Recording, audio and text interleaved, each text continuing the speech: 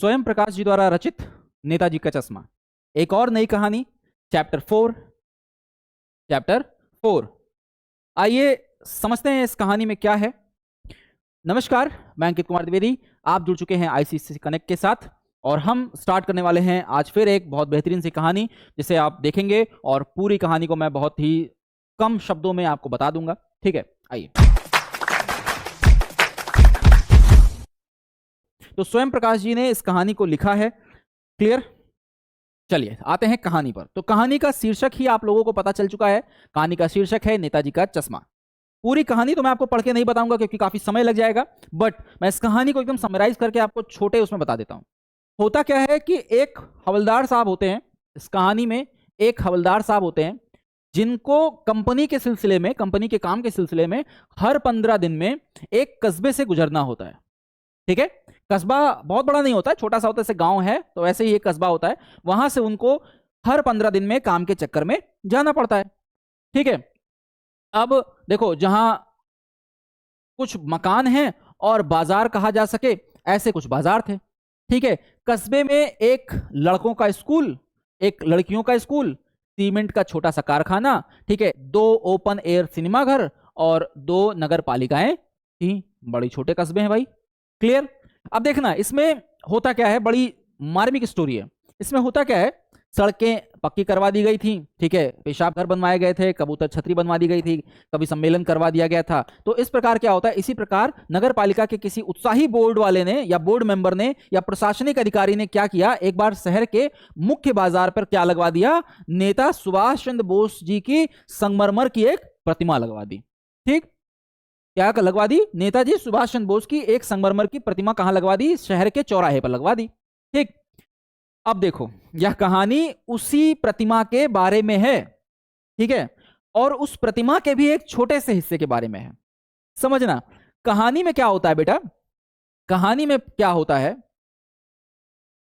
होता क्या है, जो प्रतिमा लगवाई जाती है ना, वो प्रतिमा तो लग जाती है, लेकिन आपने देखा होगा कि जो नेताजी सुभाष चंद्र बोस जी थे वो अक्सर क्या करते थे, मोटे फ्रेम का चश्मा पहनते थे। अब बोर्ड मेंबर साहब ने या प्रशासनिक अधिकारी जिन्होंने मूर्ति बनवाई थी, चश्मा बनवाना ही भूल गए। ठीक, अब हुआ क्या कि मूर्तिकार की जानकारी न होने के कारण, अच्छी मूर्ति की लागत अनुमान और उपलब्ध बजट से कहीं बहुत ज्यादा होने के कारण समय जो है बढ़ गया और चिट्ठी पत्री जो बर्बाद हुआ वो तो हो गया। हुआ क्या कि महीने भर में मूर्ति बनकर जो है, बनकर पटक देने का विश्वास दिला रहे थे। ठीक है, अब भैया जब होता क्या है, जब मास्टर जी पर जो है शिकंजा कसा जाता है कि भैया मूर्ति कब लगेगी कब लगेगी, तो वो जल्दबाजी में कह देते हैं कि साहब 1 महीने बनवा के लगवा देंगे। ठीक है, जैसे कि कहा जा चुका है मूर्ति संगमरमर की थी।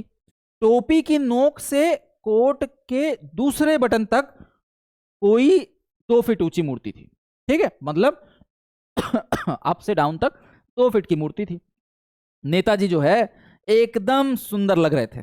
ठीक, कुछ कुछ मासूम और कमसिन भी लग रहे थे। अब ये देखो, ये शब्द भैया कहानी में लिखा है स्वयं प्रकाश जी ने, मैंने नहीं लिखा। ठीक है, तो कुछ कुछ मासूम और कमसिन भी लिख रहे थे। फौजी वर्दी में थे। मूर्ति को देखते ही दिल्ली चलो और तुम मुझे खून दो वगैरह के नारे याद आने लग रहे थे। भाई मूर्ति देखते ही जोश आ जा रहा था, तो ये सब नारे याद आ जा रहे थे। ठीक है, इस दृष्टि से सफल और सराहनीय प्रयास था। केवल एक चीज की कसर रह गई थी जिस पर यह कहानी लिख गई है। देखते ही खटकती थी क्या, नेताजी की आंखों पर चश्मा ही नहीं था। यानी चश्मा तो था लेकिन संगमरमर का नहीं था। अब यहां से कहानी में एक किरदार आता है, ठीक है, जो नेताजी को बेचारा रोज के रोज चश्मा पहनाता है। देखो, चश्मे के नाम पर भाई जब मूर्ति आपने संगमरमर की बनाई तो चश्मा भी संगमरमर का बनाते तो अच्छा लगता। अब हुआ क्या, चश्मा जो था वो कैसा था, चौड़ा काले फ्रेम की मूर्ति पर लगा दिया गया था। हवलदार साहब जो हर 15 दिन में उस चौराहे से गुजरते थे, उनकी नजर पहली बार किस पर पड़ी, पहली बार इस कस्बे से गुजरे और चौराहे पर पान खाने के लिए रुके, तभी उन्होंने इसे लक्षित किया। लक्षित किया मतलब उन्होंने देखा कि उनके चेहरे पर एक, ठीक है, उन्होंने देखा कि भैया चश्मा दूसरा लगा हुआ है, मूर्ति संगमरमर की है। अब जो है वो देख के हल्का सा हंसे कि अरे भाई, वाह भाई वाह, क्या आइडिया है, मूर्ति पत्थर की लेकिन चश्मा रियल पहना रखा है जी। ठीक है, ठीक है, जीप कस्बा छोड़कर आगे गई। तभी हवलदार साहब इस मूर्ति के बारे में ही सोचते रहे और अंत में इस निष्कर्ष पर पहुंचे कि कुल मिलाकर कस्बे के नागरिक का यह प्रयास सराहनीय ही कहा जाना चाहिए कि हाँ भाई, उसने चश्मा न होते हुए भी नेताजी का सौंदर्य ना खराब हो इसलिए उसने एक रियल चश्मा पहना दिया। क्लियर। महत्व मूर्ति के रंग रूप या कद का नहीं, उस भावना का, वरन देशभक्ति भी आजकल मजाक की चीजें होती जा रही। भाई आप देख रहे हो, तो उन्होंने कहा कि भाई ये जरूरी नहीं है कि उस बंदे ने क्या किया है, उसकी भावना जरूरी है। ऐसा ये जरूरी नहीं कि मूर्ति कैसी लग रही है, तो क्या हो गया, उसकी भावना का सम्मान करते हुए हवलदार साहब ने उसको सराहना दी कि भाई बहुत बढ़िया काम किया। अब क्या हुआ, दूसरी बार हवलदार साहब आए, फिर उनकी नजर मूर्ति पर पड़ी और उन्होंने ध्यान से देखा कि यार पिछली बार तो मूर्ति कुछ अलग लग रही थी, इस बार कुछ अलग लग रही है। फिर उनका ध्यान कहां गया, उनका ध्यान गया कि चश्मा क्या है, चेंज हो गया। चश्मा क्या है, चेंज हो गया। कैसे चेंज हो गया, पहले मोटे फ्रेम वाला चौकोर चश्मा था, अब तार के फ्रेम वाला गोल चश्मा है। हवलदार साहब के मन में जो है उत्सुकता बढ़ी, उन्होंने कहा वाह भाई क्या आइडिया है। ठीक है, मूर्ति कपड़े नहीं बदल सकती लेकिन चश्मा तो बदल सकती है। तीसरी बार फिर यही घटना हुई, तीसरी बार फिर नया चश्मा, तीसरी बार फिर नया चश्मा। हवलदार साहब की आदत पड़ गई हर बार कस्बे से गुजरते समय चौराहे पर रुकना, पान खाना, मूर्ति को ध्यान से देखना। एक बार जब कौतूहल, ठीक है, एकदम खतरनाक हो गया कि अब रहा नहीं जा रहा, तो उन्होंने पान वाले से पूछ लिया कि अरे यार ये बताओ, पान वाले से उन्होंने पूछ लिया क्यों भाई क्या बात है, ये तुम्हारे नेताजी का चश्मा हर बार कैसे बदल जा रहा है भाई, है वो तो मूर्ति है पत्थर की, कैसे चश्मा बदल दे रहे हो जी तुम लोग। पान वाले के खुद के मुंह में पान क्या था, ठूसा हुआ था। वह एक काला मोटा खुशमिजाज आदमी था। अब आप अज्यूम कर लीजिए कि काला मोटा और खुशमिजाज, ठीक है, कैसा आदमी होगा। ठीक है, हवलदार साहब का प्रश्न सुनते ही आंखों में क्या हुआ, हंसने लगा। उसने तोंद थिरकी। तोंद थिरकी कैसे होता है, ठीक, ऐसे करके उसने अपनी तोंद थिरकी, मुंह में जो पान भरा था उसको दुकान के पीछे थूका, ठीक है, और अपनी लाल काली बत्ती सी दिखाकर बोला, क्या बोला, बोला कैप्टन चश्मे वाला, कैप्टन चश्मे वाला। अब यहां पर इस कहानी में जिसकी एंट्री होती है उसका किरदार काफी मुख्य है। यहां पे एंट्री हुई किसकी, उसने बोला अरे कैप्टन चश्मे वाला करता है भाई। क्या करता है, हवलदार साहब को कुछ समझ में नहीं आया। उन्होंने कहा क्या करता है, उसने कहा सर चश्मा चेंज कर देता है, वो कैप्टन जो है वो चश्मा चेंज कर देता है बार बार। क्या मतलब, क्यों चेंज कर देता है, हवलदार साहब अब भी नहीं समझ पाए।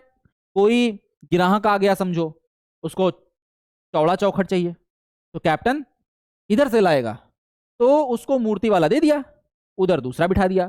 मतलब जो कैप्टन था चश्मे वाला वो चश्मे बेचता था, तो जब भी वो चश्मा बेचता था तो अपना एक फ्रेम किसको पहना देता था, सुभाष चंद्र बोस की मूर्ति को। अच्छा, लोग गए, उन्होंने कहा नहीं हमको यही वाला चश्मा चाहिए जो ये मूर्ति पे लगा है, मस्त लग रहा है। तो कैप्टन क्या करेगा, दूसरा चश्मा भाई उसकी शोरूम तो है नहीं, तो वो क्या करता था, वो चश्मा निकाल के दे देता था और दूसरा जो उसके पास होता था वो लगा देता था। ठीक है, अब ये बात पूरी जो है उनको समझ में आई। ठीक है, एक चश्मे वाला है जिसका नाम क्या है, कैप्टन है, उसे नेताजी की बगैर चश्मे वाली मूर्ति क्या लगती है भैया, बुरी लगती है।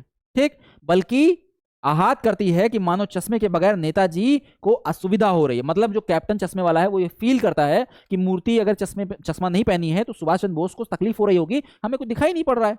ठीक है, इसीलिए वह अपनी छोटी सी दुकान में उपलब्ध गिने चुने फ्रेमों में से एक नेताजी की मूर्ति पर फिट कर देता है, और जब कोई ग्राहक आता है तो उसे वैसे ही फ्रेम की दरकार होती है तो मूर्ति पर लगा होता है और कैप्टन निकाल करके क्या दे देता है कि भैया ये लो ले जाओ। ठीक, दे देता है। अब देखो आगे क्या हुआ।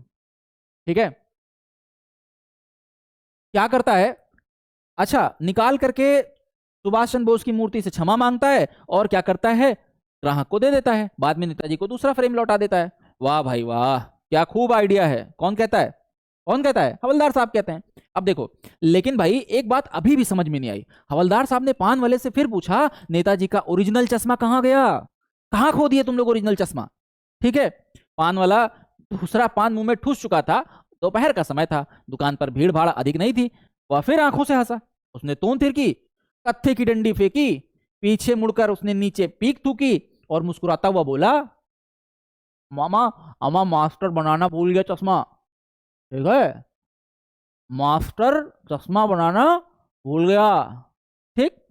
पान वाले के लिए या कैसी बात थी, मजेदार बात थी। ठीक है भाई, उसको क्या क्या मतलब है, उसको मजा आ रहा है, बनाना भूल गया, बता दिया उसने हवलदार साहब के लिए। लेकिन हवलदार साहब के लिए चकित और द्रवित कर देने वाली बात थी। आश्चर्यचकित आ गए, भाई मजाक चल रहा है क्या, सुभाष चंद्र बोस का पुतला लग रहा है, मजाक चल रहा है क्या, तुम लोग बनाना भूल गए, लगाना भूल गए। ठीक है। मूर्ति के नीचे लिखा था मूर्तिकार मास्टर मोतीलाल, वाकई कस्बे का अध्यापक था। अब ये सोचने लगे कि भैया ये मास्टर है और ऊपर से इसको ये नहीं पता कि मूर्ति में चश्मा नहीं है। ठीक है, बेचारे ने महीने भर में मूर्ति बनाकर पटक देने का वादा कर दिया होगा, बना तो ली, लेकिन मास्टर पत्थर में पारदर्शी चश्मा कैसे बनाया जाए तय नहीं कर पाया वो। ठीक है, कोशिश की होगी, असफल रहा होगा। अब ये सब बातें इधर उधर होती रही। हवलदार साहब को ये सब चीजें काफी जो है बेतुकी लगी और उन्हें सब चीजें बहुत ज्यादा अच्छी लगी नहीं। मतलब ये जो पान वाले ने बताया कि सर ऐसा ऐसा बात था, एक ही महीने में बनाना था, बेचारे क्या करें, अब बना नहीं पाए होंगे, इसे लगा दिए। ठीक है, तो देखो उनको ये बात कुछ विचित्र और कौतुक भरी लग रही थी। इन्हीं ख्यालों में खोए खोए पान के पैसे चुकाए, चश्मे वाले की देशभक्ति के लिए समक्ष नतमस्तक होकर। ठीक है, उससे मतलब इनके हवलदार साहब के दिल में जो चश्मे वाला था, कैप्टन चश्मे वाला, उसके लिए इज्जत बढ़ गई, उसकी देशभक्ति की इज्जत बढ़ गई। वह जीप की तरफ चले, फिर रुके और पीछे मुड़कर पान वाले से जाकर पूछे कि वह कैप्टन चश्मे वाला नेता का साथी है, नेताजी का साथी है, आजाद हिंद फौज का सिपाही है क्या? पान वाला फिर साला नया पान खा लिया, पान वाला फिर से नया पान खा लिया। ठीक है, पान पकड़े अपने हाथ में, मुंह से 1.5 इंच दूर रोक कर उसने हवलदार साहब को ध्यान से देखा, फिर अपनी लाल काली बत्ती सी दिखाई और मुस्कुरा कर बोला, नहीं साहब, वो लंगड़ा क्या जाएगा फौज में, पागल है पागल। अम्मा वो लंगड़ा क्या जाएगा फौज में, पागल है पागल। ठीक है, कैसा है, पागल है। फोटो वोटो छपवा दो उसका कहीं। किसमें, व्यंग में कहता है पान वाला हवलदार से। हवलदार साहब को पान वाले द्वारा एक देशभक्त का इस तरह से मजाक उड़ाया जाना अच्छा नहीं लगा। मुड़कर देखे तो अवाक रह गए। एक बेहद बूढ़ा मरियल सा लंगड़ा आदमी, सिर पर गांधी टोपी और आंखों पर काला चश्मा लगाए, एक हाथ में एक छोटी सी संदूक और दूसरे हाथ में एक बांस पर टंगे बहुत से चश्मे लिए अभी किधर आ रहा था, अभी एक गली से निकला था और अब एक बंद दुकान के सहारे अपना बांस टिका रहा था। तो इस बेचारे की दुकान भी नहीं थी भाई, रेडी वाला था, उसके पास दुकान कहाँ, इतनी दुकान का पैसा होता तो काहे ये काम कर रहा होता। ठीक है, हवलदार साहब चक्कर में पड़ गए, बाप रे, लंगड़ा आदमी है, मरियल सा है, फिर भी इतना काम कर रहा है और इस तरह से देशभक्ति दिखा रहा है। ठीक है, फेरी लगाता है। हवलदार साहब चक्कर में पड़ गए, इसे कैप्टन क्यों कहते हैं, क्या यही इसका वास्तविक नाम है? लेकिन पान वाले ने साफ बता दिया था कि अब वह इसके बारे में और कोई बात करने के लिए तैयार नहीं है। हवलदार साहब का ड्राइवर भी था, बेचैन था। ठीक है, हवलदार साहब का ड्राइवर भी क्या था साहब, बेचैन हो रहा था। अब क्या हुआ, हवलदार साहब जीप में बैठे और चले गए। 2 साल तक हवलदार साहब अपने काम के सिलसिले में उस कस्बे से गुजरते रहे और नेताजी की मूर्ति पर बदलते हुए चश्मे देखते रहे, कभी गोल, कभी चौकोर, कभी लाल, कभी काला, कभी धूप का चश्मा, कभी बड़े कांच वाले गोले चश्मे, पर कोई ना कोई चश्मा होता जरूर था। उस धूल भरी यात्रा में हवलदार साहब को कौतुक और प्रफुल्लता के कुछ फण देने के लिए तैयार थे। ठीक है, अब देखो क्या हुआ एक दिन, क्या हुआ बेटा, ये सब होते क्या हुआ, फिर एक बार ऐसा हुआ कि मूर्ति के चेहरे पर कोई चश्मा नहीं था। ठीक है, कोई भी चश्मा नहीं था। उस दिन पान की दुकान भी बंद थी, चौराहा भी, अधिकांश दुकानें एकदम बंद थी, सन्नाटा था। अगली बार भी मूर्ति की आंखों पर चश्मा नहीं था। हवलदार साहब ने पान खाया और धीरे से पान वाले से पूछा, क्यों भाई, क्या बात है, तुम्हारे नेताजी की आंखों पर आज चश्मा नहीं है?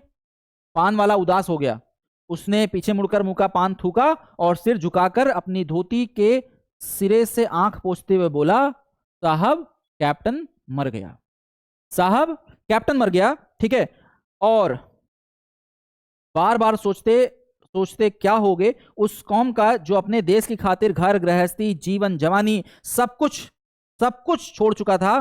ठीक है, हम लोग क्या करते थे, उसे हंसी का पात्र बनाते थे। ठीक है, अपने लिए बिकने के मौके ढूंढती है, दुख हो गए। ठीक है, 15 दिन बाद उसी कस्बे से गुजरे। कस्बे में घुसने से पहले ही ख्याल आया, क्या ख्याल आया? ख्याल आया कि कस्बे की हृदय स्थली सुभाष की प्रतिमा अवश्य ही प्रतिस्थापित होगी, लेकिन सुभाष की आंखों पर चश्मा नहीं होगा, क्योंकि मास्टर बनाना भूल गया और कैप्टन मर गया। सोचा आज वहां रुकेंगे नहीं, पान भी नहीं खाएंगे, मूर्ति की तरफ देखेंगे भी नहीं, सीधे निकल जाएंगे। ड्राइवर से कहा चौराहे पर मत रुकना, आज बहुत काम है, पान आगे कहीं खा लेंगे। लेकिन आदत से मजबूर आंखें चौराहे पर मूर्ति की तरफ मुड़ी, कुछ ऐसा देखकर चीखे और रोको। जीप स्पीड में थी, ड्राइवर ने एकदम खतरनाक तरीके से ब्रेक मारा।